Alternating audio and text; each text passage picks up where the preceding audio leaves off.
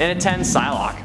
During the follow-up to the original Contest of Champions story, a seemingly peaceful group of aliens invited the heroes to battle each other and showcase their abilities, with the reward being new tech for all of Earth. In reality though, this was the plan all by the Brood to drain the powers of Earth's greatest champions and then pump them into Rogue, who at the time was carrying the Brood's queen's consciousness. In this competition though, Iron Man was put up against PSYLOCKE. Luckily, Iron Man had built some dampeners into his suit in an effort to limit psychic attacks. However, PSYLOCKE was still able to create the illusion that she was Lady Mandarin once more, and she got the upper hand on Tony for a hot minute before eating it and then getting destroyed by the gold titanium alloy man. And a 9, Falcon. Falcon is an excellent flyer, and in Captain America's third MCU title movie, he is shown as quite the pro pilot, dodging and being able to keep pace with both Iron Man and War Machine, even breaking away a few times, once with the aid of Hawkeye and Ant-Man. However, when the chips are down and we're on the ground, Iron Man certainly has the upper hand, as he demonstrated in the brief moments when Falcon dodged Vision's beam and caused it to hit Rhodey's arc reactor, causing him to plummet hundreds of feet and screw up his legs. And you know, since they're still the good guys, Falcon goes up to check on Rhodey and see if he's okay, but Tony blasts him and knocks him to the ground with one single blast. I have to be honest, it counts, but it's still funny as hell. I love that scene.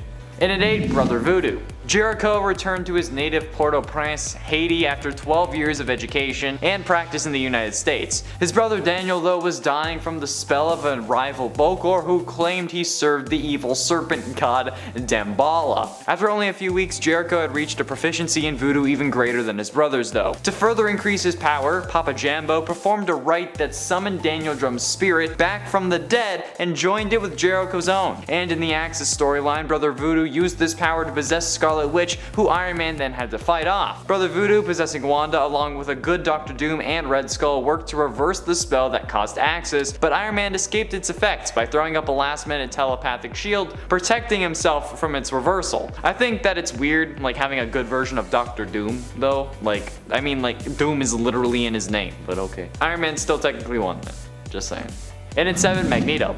Yes, at the time of the battle of Iron Man and Magneto, Magneto was on the up and up, and as far as I'm aware, currently is. During Avengers vs. X-Men number 2 from 2012, the Avengers engaged the X-Men on their island home Utopia to get their hands on Hope and stop the coming threat of the Phoenix. This issue, among other interwoven ones, showed various Avengers facing off against mutants like Cyclops and Emma Frost, and Magneto and Iron Man going toe to toe. Which seems to be absolutely easy cheese given Magneto's control over metal, but Tony knew about this and had a suit composed of carbon fiber tubes, as well as studying magnetism in his free time, because why not? So in a moment of distraction when Magneto realized what the Phoenix would actually bring power-wise, Tony managed to land a final blow and knock him from the sky. I mean, sure, Magneto had a moment of distraction that allowed Tony to win, but half of the fight is staying mentally in the fight. You fight with your skill and your mind, and Magneto dropped it. And at 6, Iron Man.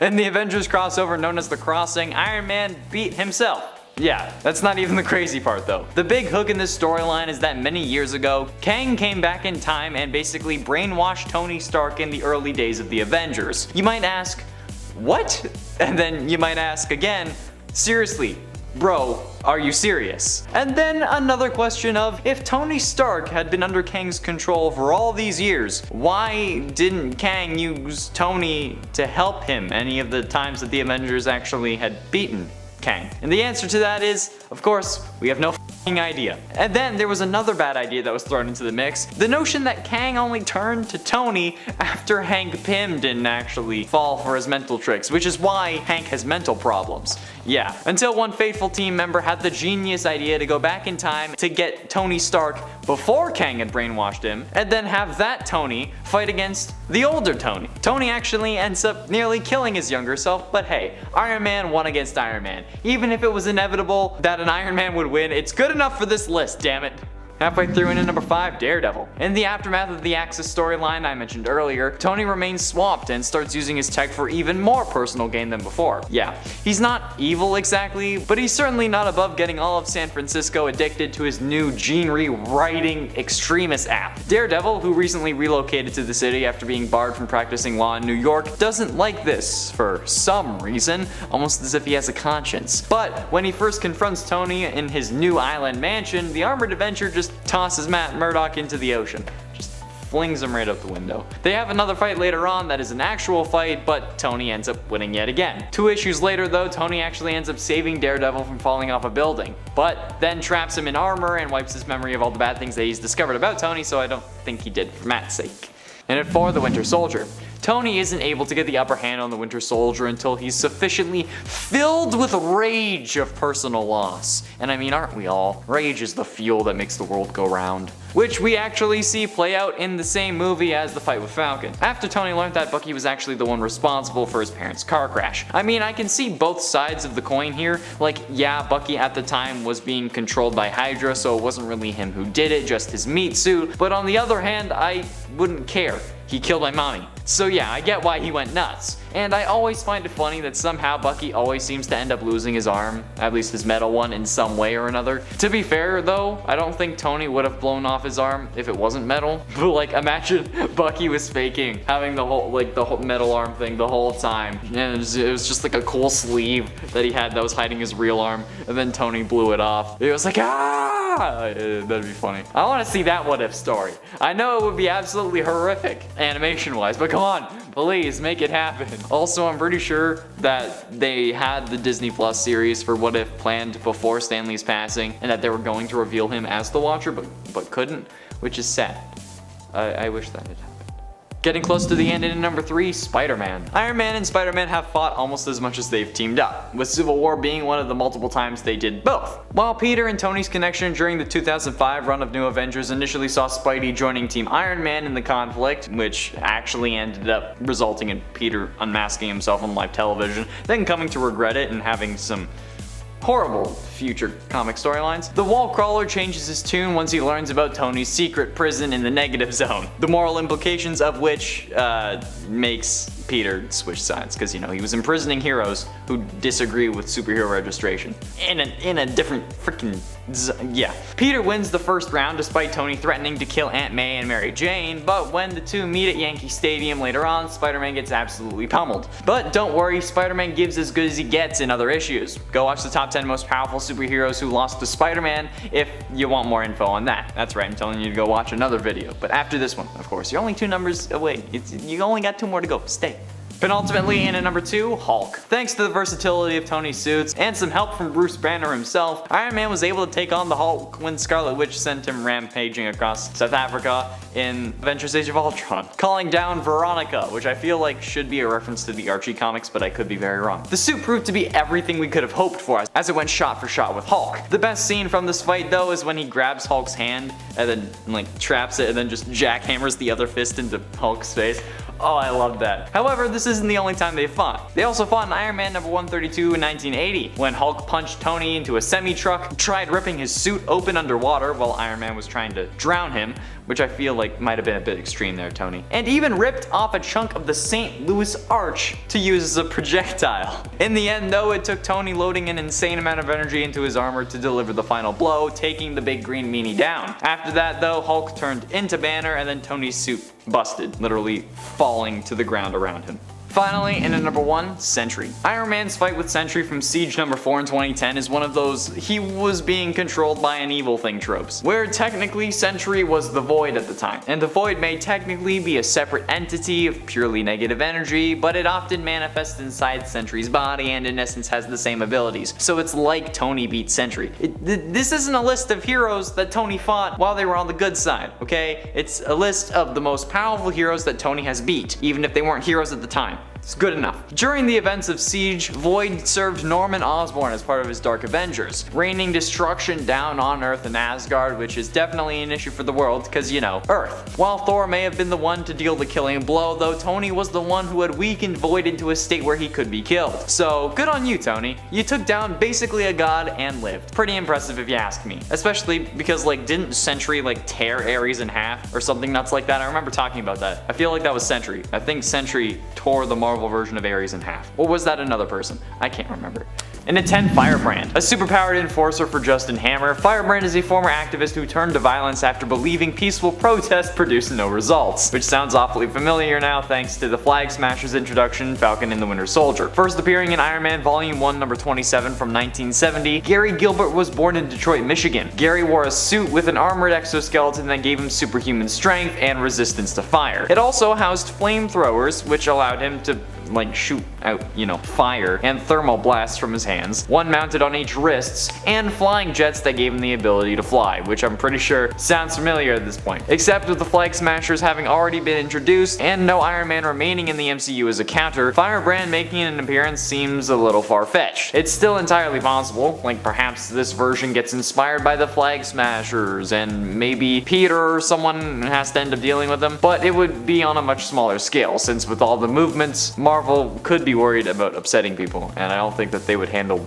I don't know how they would handle this one. And at 9, Spymaster. First introduced in Iron Man number 33 in 1971, the original Spymaster was leader of the espionage elite, and they were a formidable opponent for Iron Man, and successfully infiltrated Stark Industries on more than one occasion. Man, it's like Star Labs, you just walk in the front door. He's also evaded Iron Man's grasp multiple times. After his operative Mark Sharon was killed by the Ghost while using the Spymaster identity, the original Spymaster just let the world believe that he was dead. Others have attempted to assume the role as Spymaster, but none really did all that well. Years later, he returned to action after being found by Norman Osborn, but quickly returned to the shadows. He owned a supervillain club, and when the Avengers left Earth in order to battle the Builders, he gathered a group of supervillains and then broke in Stark Tower to steal Iron Man's technology, because the tower was basically defenseless. And while this could be plausible, seeing how Iron Man is dead so his compound would remain partially unguarded, I don't think that the MCU is going to go this route, even if the character has been around for 50 years. It was actually 50 years this January, which is kinda nuts. And at 8, Blizzard. Dr. Gregor Shapanka, PhD, was an employee of Stark Industries. He was conducting private research into a means of achieving physical immortality when first introduced in Tales of Suspense number 45 in 1963. However, he attempted to rob a private vault of Anthony Stark so he could obtain microtransistor designs that Shapanka had intended to sell to further finance his research because, he was trying to be immortal. And that's what everyone does when they want to be immortal. However, he was caught and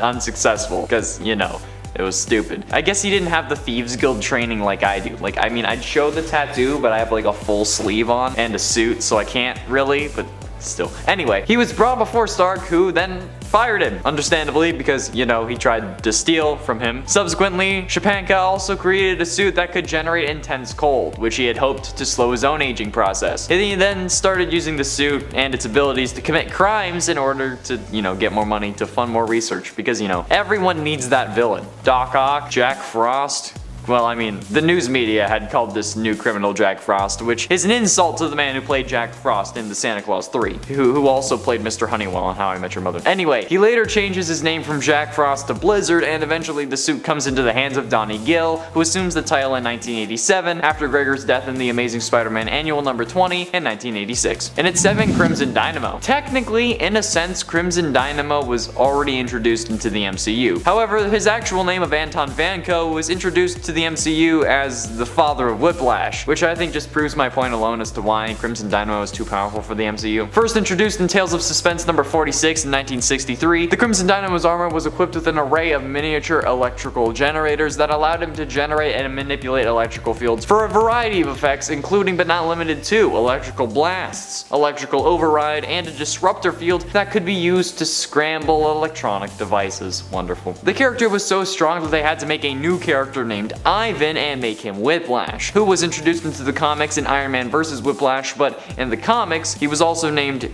Anton Vanko, with no relation to the Crimson Dynamo. It's confusing as hell. And at 6, Titanium Man. First introduced in Tales of Suspense number 69, nice. From 1965, not as nice, Boris Bolsky quickly rose through Soviet government ranks and became popular in the Communist Party. He had also briefly worked with Black Widow as an intelligence agent, but due to political reasons, he was assigned to Serbia. He learned that some of the camp members were scientists that had worked with Anton Vanko, who, as I mentioned last number, was the Crimson Dynamo. So Bolsky planned to make a new armor set capable of defeating Iron Man to prove the USSR's superiority over the US, because of course that's why. A titanium alloy armor was made, however, and it was much larger and heavier than Iron Man's, due to the camp lacking sufficient resources to design micro components. Because, Tony Stark built this in a cave!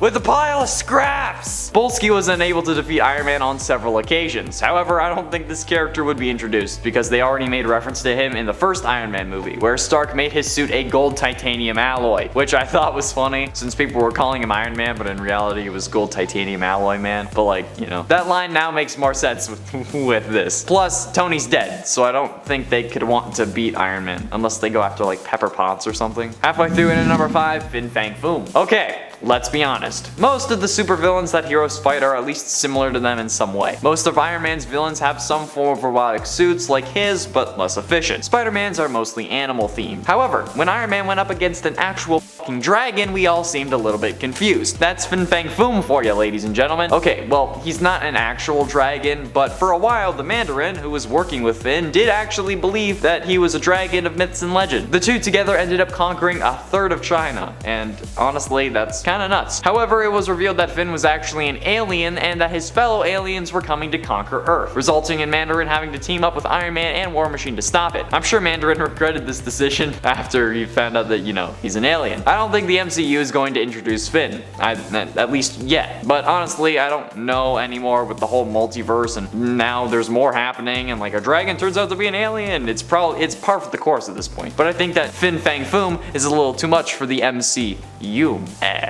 In at 4, Ultimo. Like I said last number, most supervillains at least base part of their persona off the hero, because we all know villains just want Senpai to notice them. MatPat, I'm still waiting on you. Getting MatPat to notice me will literally be my supervillain origin story. Anyway, Ultimo is no different, however he didn't really do this to himself. Ultimo is a giant robot created by an alien race that the Mandarin had taken control of. The cool one, not the actor. First introduced in Tales of Suspense number 76 in 1966, Ultimo only died recently in 2020, Force Works number 3 in June of 2020. While Ultimo was under his control, however, Mandarin claimed that Ultimo was his own creation. The only thing though that Mandarin actually created, besides changing his programming, was an artificial blue skin for the robot. Yeah. Mandarin utilized Ultimo numerous times against Iron Man, including once in the nation's capital, Washington DC. During that battle, Iron Man trapped Ultimo beneath the Earth's crust, and as a result, the robot meandered through the planet's magma.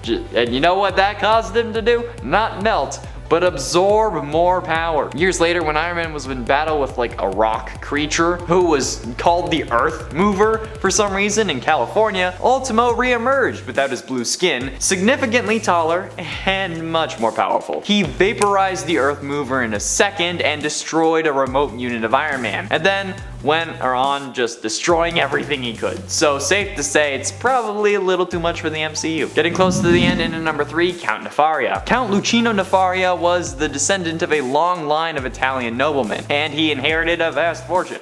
If only. Introduced in Avengers number 13 in 1965, damn, these guys are old, Nefaria was fascinated with technological advances, and throughout his life commissioned scientists to create inventions that were far in advance of their current scientific standing. After allowing himself to be experimented on though, Nefaria was granted absurd levels of super strength, speed, and energy projection strong enough to make him a danger to any and all superhero teams. That's why Nefaria was introduced as a generic Marvel Universe villain in the Avengers instead of just an Iron Man rogue, and has had several run-ins with both the Avengers and the X-Men. And while we've had some powerful adversaries in the MCU, I think that at this point, the super strong, fast, and energy projecting Count Nefaria is going to be saved for another Avengers movie at least, or maybe even a new big bad if they get that far. But I think that it's probably going to be a little much. Penultimately, into number 2, the Mandarin. Okay, so while the Mandarin might technically have been introduced in Iron Man 3, he was used as a MacGuffin. The Mandarin wasn't actually a villain. He was just an actor who was covering up the actions of Aldrich Killian and AIM, since Mandarin's iconic 10 rings hadn't been introduced yet, which is kind of proof enough as to how the Mandarin was too powerful. And then comes the latest MCU installment, Shang-Chi and the Legend of the Ten Rings. You've got to be kidding me. I'm actually upset that they introduced these because it totally ruins the ability to correct the Mandarin.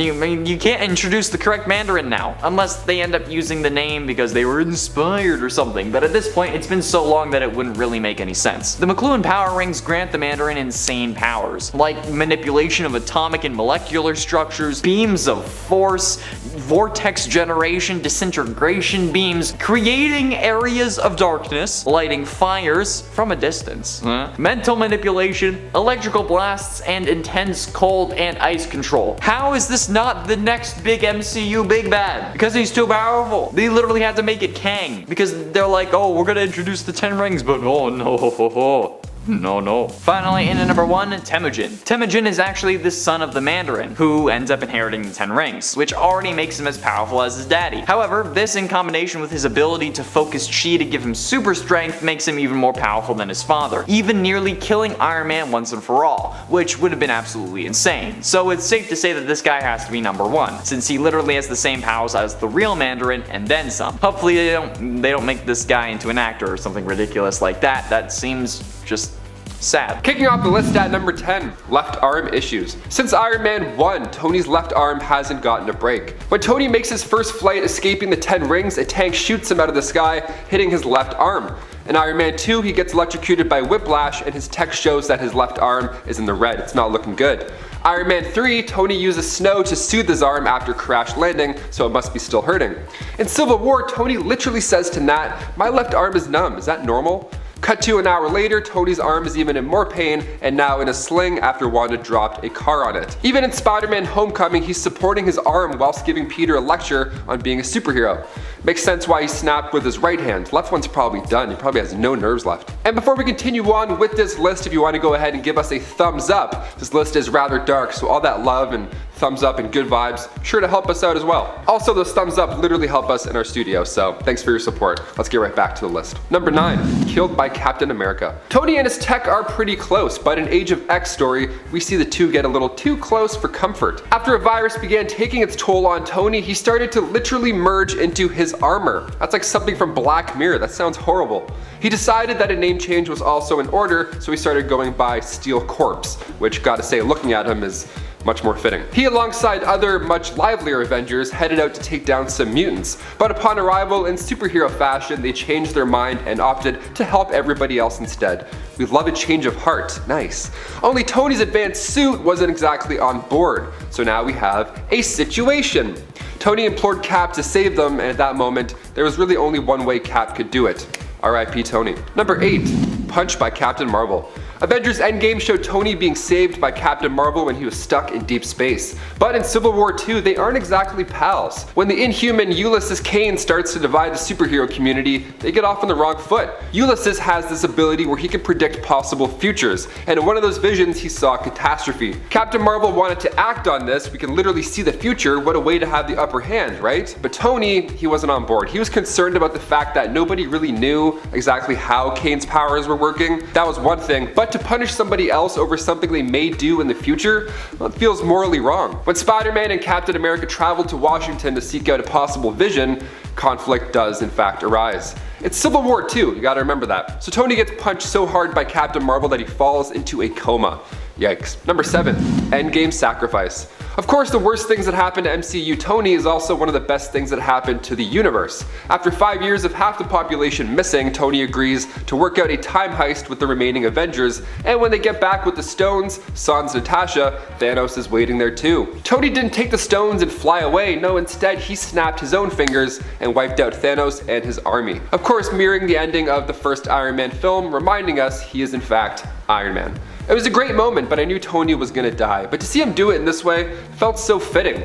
I shed a little drop of sadness in the theater, maybe a few or 5. I couldn't stop crying. Number 6, Paralyzed. Kathleen Dare made her first appearance in Marvel Comics with Iron Man issue 233. She was this fun-loving young woman who fell for Tony Stark, but unfortunately she was psychologically unstable, so that love turned into something more sinister. Later on in Iron Man 242, Kathleen shot Tony and in turn, he was paralyzed. The injury damaged Tony's spine quite a bit. He wasn't even sure if he would ever walk again. Tony Stark is quite dramatic, he likes to put on a show, we know this, and in Iron Man issue 284, he reveals his biggest trick yet. The cover shows Tony Stark laying in a casket with the text underneath reading, "The death of Anthony Stark."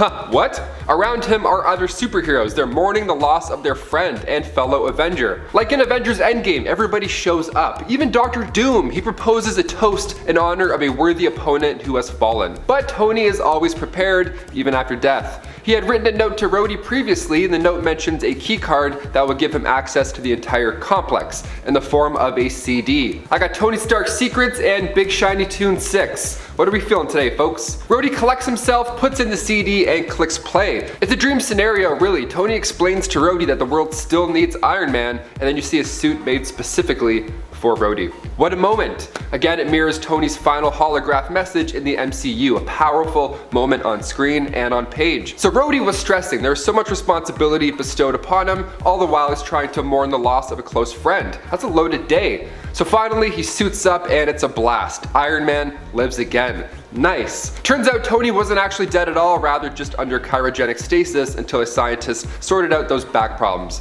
Invincible Iron Man, you don't say. Number 5, trick shot to the heart. Dark Avengers issue 190. In the alternate Earth of 13584, we see a pocket reality where Tony has undergone a pretty drastic upgrade, if you want to call it an upgrade, of course. He's still Iron Man, only he's evil this time around, and he's also just a brain. Yeah, this is a dark future where New York is the only remaining part of civilization, so the Dark Avengers are fighting over it. When Janet Van Dyne crushes Iron Man, he ejects out of the suit, again just a brain, just rolls on out, and at that moment Clint's brother, Barty Barton, shoots right through the brain with an arrow. At least there was a quick way to go this time around. Number 4, hit by a plane. Marvel's Dark Ages arc featured a pretty rare injury for Tony to endure, considering that he can fly and he's also wrapped in metal. The timing here is just so unfortunate. The story kicks off with an earthquake. Tony tells Pepper to take cover as he tries to figure out a super solution. Shortly after, there's power cuts, classic earthquake move, so now Pepper is stuck in an elevator and Tony's distress calls aren't even going through to the Avengers. Even his suit powers down mid-flight. On the way down, Tony's flailing about when a passing plane hits him and cuts off his left foot. The plane crashes down on the ground and Tony, while losing quite a bit of blood, crashes into Stark Towers. Number 3, lost the kid. We had an idea of how Infinity War would end. We knew part 2 was a year afterwards, so we knew somebody was biting the dust. Well, half of our beloved heroes ended up turning into dust, including the young Peter Parker. Tom Holland knocked this out of the park. I don't cry in movies often, but when Peter was telling Tony that he didn't want to go, holy shit. This was Tony's final arc, moving to the woods, having a kid, just dropped the superhero life right away, and even when Scott, Steve, and Natasha showed up to offer a possible solution, Tony doesn't even want to be involved. He says he's got a second chance right here, referring to Morgan and Pepper. Losing Spider-Man, Tony felt responsible. He made the kid the suit that allowed him to even go to space in the first place, and then all of a sudden he's a pile of dust all over your lap. Yeah, that would mess me up for 5 years as well. You don't blame him. Number 2, Armor Wars. The Armor Wars series is confirmed to hit Disney Plus sometime down the road, with Don Cheadle attached to the project, so we figured we'd remind you how the comics went. It's just a blast. Armor Wars is a 7-issue series written by David Michelini and Bob Layton. Now, after Iron Man's tech was stolen, Tony was on the hunt to take down several villains using any sort of armor or tech. He's taken down anybody with armor. He even fights fellow Avenger Stingray at one point, although he's innocent.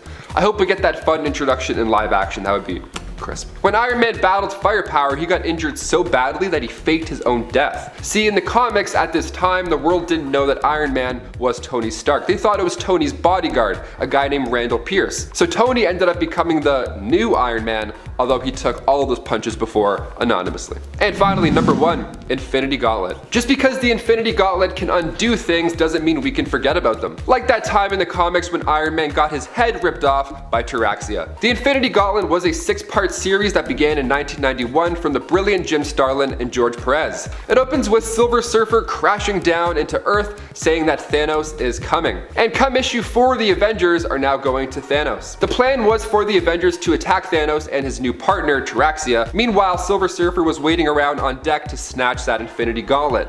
Sounds easier said than done. Thanos stops Thor's hammers with his fingertips. Wolverine's adamantium bones turn to rubber. So gross. Cyclops gets his head stuck in a clear block of force. Vision gets the life literally ripped out of him. And Iron Man gets dispatched, as Terexia says, whilst holding Tony's head proudly.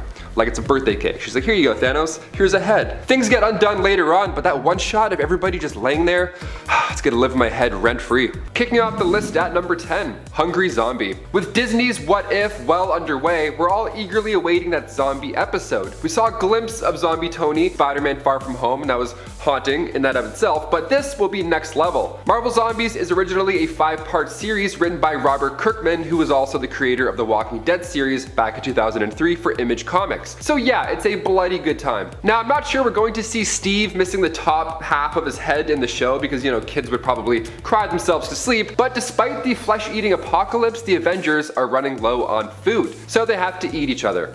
Kinda. After taking down Magneto, they all got a piece, and we love that, because, you know, sharing is caring. But the next page, we see the Avengers sitting and digesting their food, well, rather digesting their foe. It's like a twisted shawarma end credit scene, it's fun. But issue 2, Tony returns, and he's hungry. He gets back like, oh, you found Magneto. Where is he? I'm so hungry. And the whole team's like, sorry, we ate him, all of them. They ate without Tony, but he's a genius even after death, and he knows Banner is only Banner after feeding time, and plus Peter is super emotional because, you know, he ate his aunt and his wife. Tony's the leader, and you guys didn't include him in Super Brunch. Rude. And before we continue on with this list, if you want to give us a thumbs up, that would be amazing, especially if you're loving this part 2. I know I am already, and we have some good stuff coming up, so stay tuned, hit that thumbs up, let's get right back into it. Number 9, Greedy Tony. You'd think that having all the money and resources in the world that you'd be a little generous, right? Well, in Superior Iron Man, he starts off, well, he's kind of the complete opposite. It starts off with Tony perfecting Extremis 3.0, a techno-organic virus designed to transform you into the very best you can be. Lovely. We're talking beauty, muscle tone, health, all the good stuff. This sounds like the genius billionaire playboy philanthropist is on the right track. He's not just a rich dude going to space for no reason, you know, he's helping out. So he delivers Extremis to all in the form of a smartphone app. And it's all smiles, literally. Weeks go by, now cut to later on, Iron Man's fighting Teen Abomination, and he takes him down. He takes him down maybe a bit too hard, but it's not really Tony, it's just the suit. See, Tony's off sipping White Claws at a swim-up bar while this goes down. Pepper asks him to step out of the pool party for a hot minute, and she even asks about his drinking. He explains that he needs to make up for all those wasted years of sobriety. That's one way to word growth, okay, weird. He shows off his Endo-Sim armor, he shows Pepper how sexy it is, literally, but all of a sudden people start to go mad.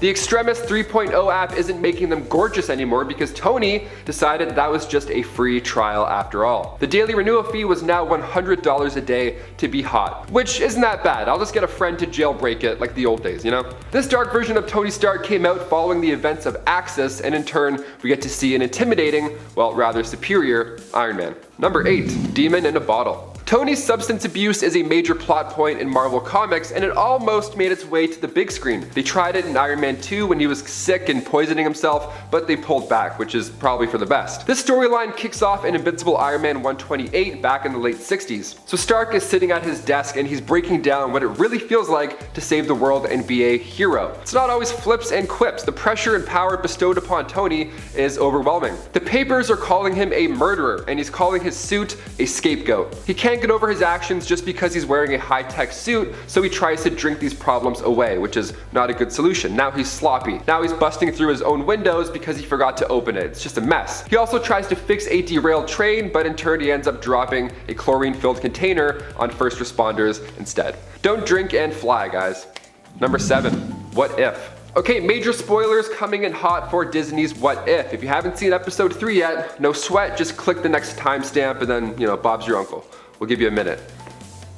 Okay, now that they're gone, Tony getting killed in the donut shop. Let's talk about it, how amazing. What if the world lost its mightiest heroes? Okay, episode 1 and 2 were great. They felt like nice what ifs. But if you're a fan of the comics from the 70s, there's a lot of really dark what ifs. Like for example, what if the Avengers had never been from Volume 1? Or what if the Vision had destroyed the Avengers from Volume 2? And we finally get a dark one 3 episodes in. Hell yes. It's revealed that Hank Pym was the one secretly taking out the team in the MCU. So instead of Natasha zapping Tony's neck back to life and curing that demon in a bottle problem that we started to see, now we get a world where a resentful Hank Pym shrinks down and assassinates the dude in a donut shop. Sad times. I mean, of all the places to go out, a donut shop, I mean, it could be a lot worse.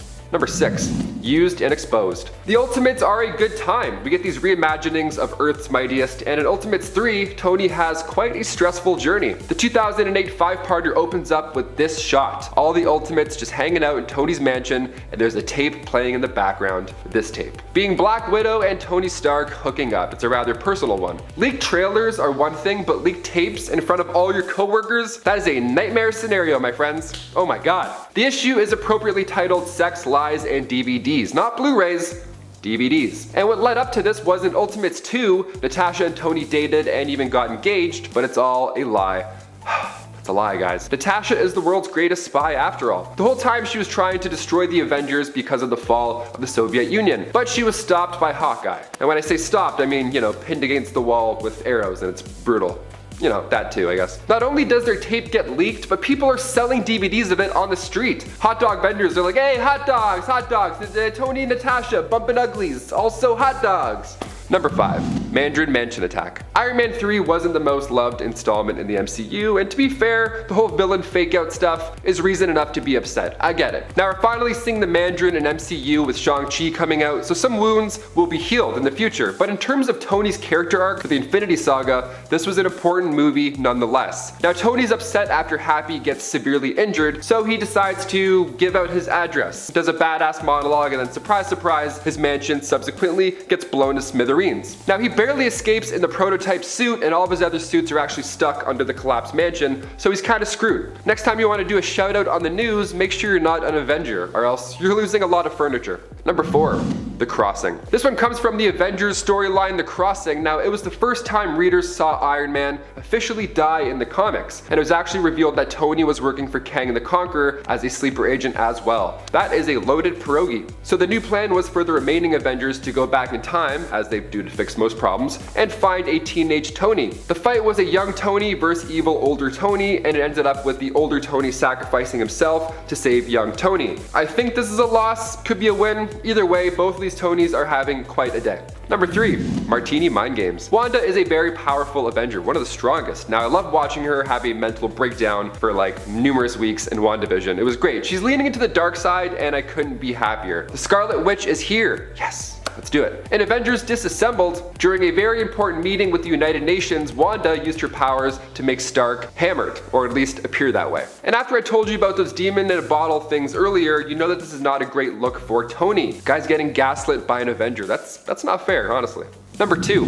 Memory wipe. You ever accidentally close a tab that you shouldn't close? All your documents, files, hopes and dreams just gone in one click? Well, when Norman Osborn took over S.H.I.E.L.D. during the events of Dark Reign, Tony was forced to move around some important Avenger files, to avoid the whole operation being compromised. So he took secret files from the Superhuman Registration Act and stored them safely in his noggin. He used his brain as a hard drive to use with the Extremis tech. Not a bad plan at all, really. But when Osborn gets his hands on Stark and deletes those brain files, he also deletes Tony's memories and personality, leaving him brain dead and in a coma. Now he did come out of this alive, as Tony made a backup file before all this went to hell. And guys, that's why you save your work. Back up everything, kids. If you learned anything today, make a backup file. Make 7 of them. And finally, number 1.